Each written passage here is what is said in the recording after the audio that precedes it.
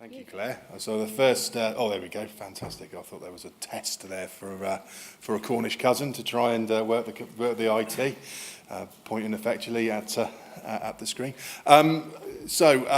Relax, 10 minutes of boredom. I'm doing the public sector stuff between three very interesting speakers, talking about exciting things happening. I still get inspired by, I've been around the sector now for quite a long time. It inspires me to see things which are happening. So thank you, guys. I'd also like to extend a huge thank you to Dave and his team and Martin as well for the invite today. Marine Hub Cornwall is essentially, as I like to tell Claire, it's a state of mind. It's really a coming together of thoughts, and she hates it. It's coming together of thoughts of people and organisations, and what we're trying to do is really to make Cornwall that little bit more investable, recognising that our marine sector is hugely important to us as a region. As such, it's incredibly important that we collaborate with local regions. Our aims are very similar to Marine Energy Wales. In fact, we've got an MOU between us, and we've collaborated together over the last year on some of the policy work around floating wind, which I'm going to explain in a moment. But yeah, delighted to be here, so thank you very much. Floating wind has been touched upon already today, and I'm sure everybody in this room is pretty aware of what that actually is.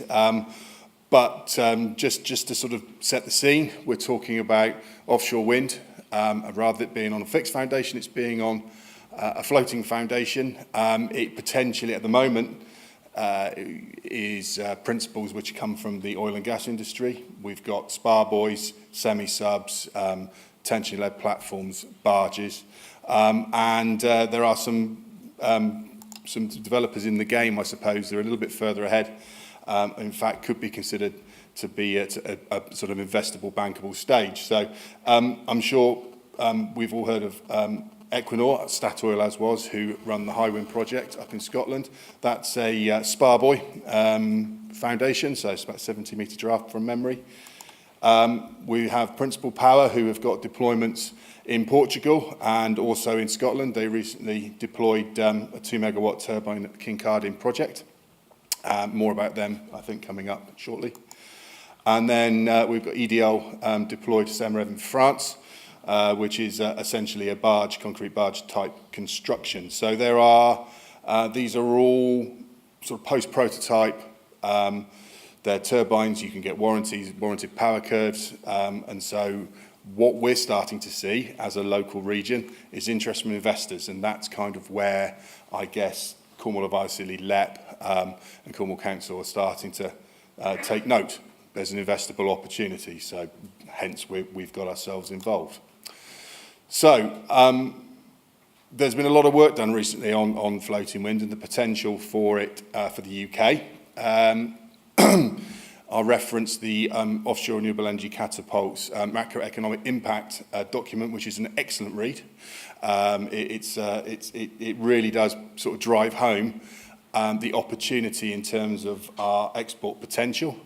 I really love the slide, I think, which came up this morning, which I think was Nova's slide around the comparison with Denmark and the UK.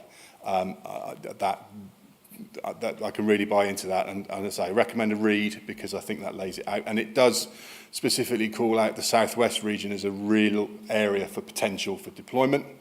There's also been a lot of work done by the Carbon Trust Joint Industry Partnership, looking at what do we need to do to get to sort of industrial scale, which again is worth a look. So taking all that on board, where around the UK would floating wind work? Well, it's clearly there's got to be some decent wind resource. At the moment, I think somebody else pointed out, all of our offshore wind generating, or the bulk of it, because I remember we're in Wales now, it's quite a bit in the Irish Sea, but a lot of the development at the moment is happening in the southern North Sea, both in the UK market, in the Danish market, and the German market. And so there is an argument for balancing that off by bringing some across to the west coast. Water depth, shallower than about 40 metres, it doesn't work. Sort of 100 metres plus is kind of optimal. you need to be within sort of 360 nautical miles of assemblies and ports. That's based on a 72-hour tow. Obviously, you need access to power and grid, and you need areas which aren't too congested through marine traffic and other marine users. So when we sort of look at that, there's some key areas in Scotland. Sort of off the northeast coast, there's already deployment thanks to the ROC regime there. Highwind and Kincardine both got in and managed to get deployed to take advantage of that, what was left of that scheme. So all power to those guys. It's definitely moved the story forward. But then you start to look at this part of the world, and what we can see is we've got some excellent wind resource. We fit the bill, and I say we because the southwest approach is really key to everybody on the west coast, particularly here in Wales, us in Cornwall, and in fact the rest of the southwest peninsula.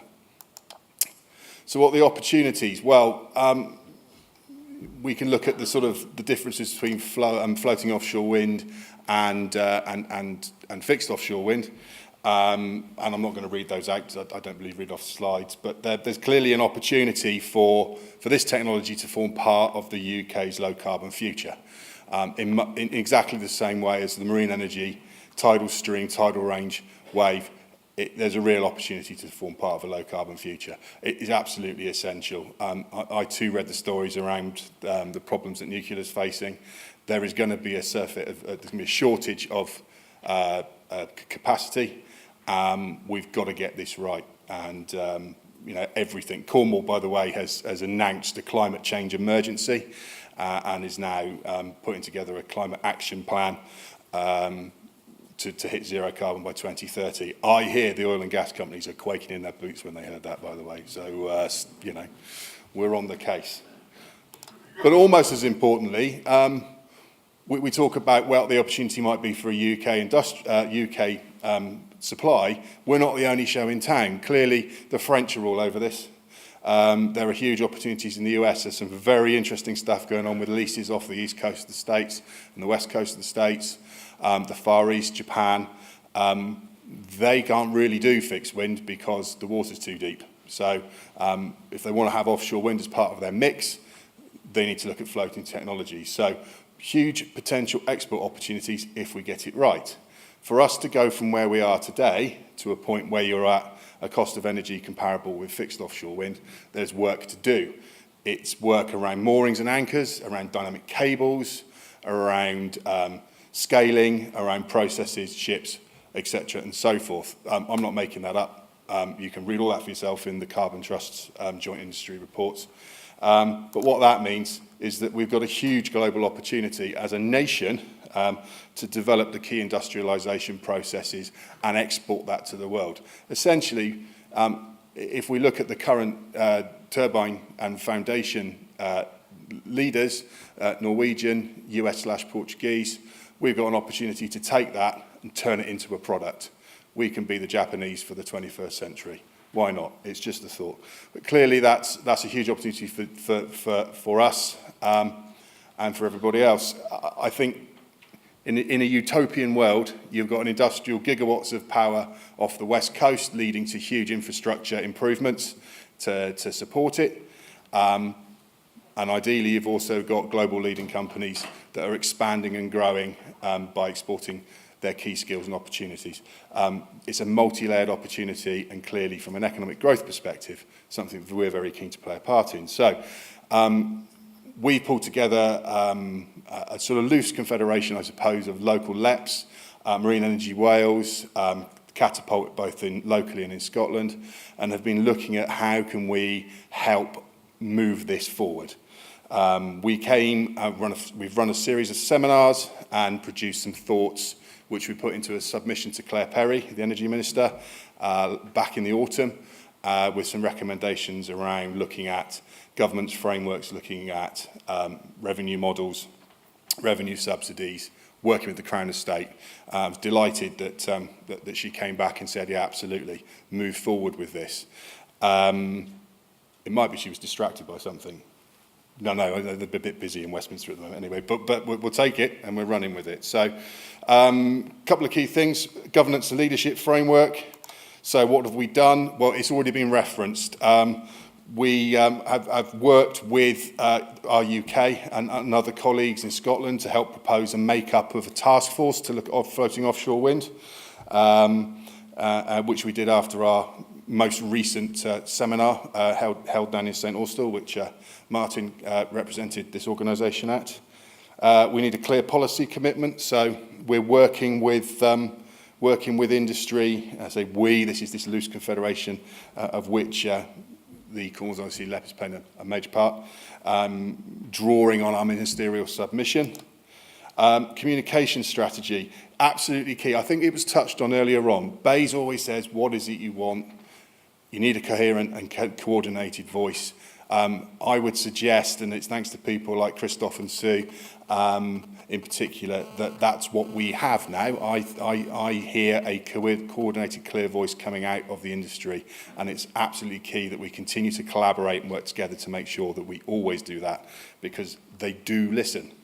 That seems to be not rocket science. If they ask for a voice, you give it to them, they'll listen to you.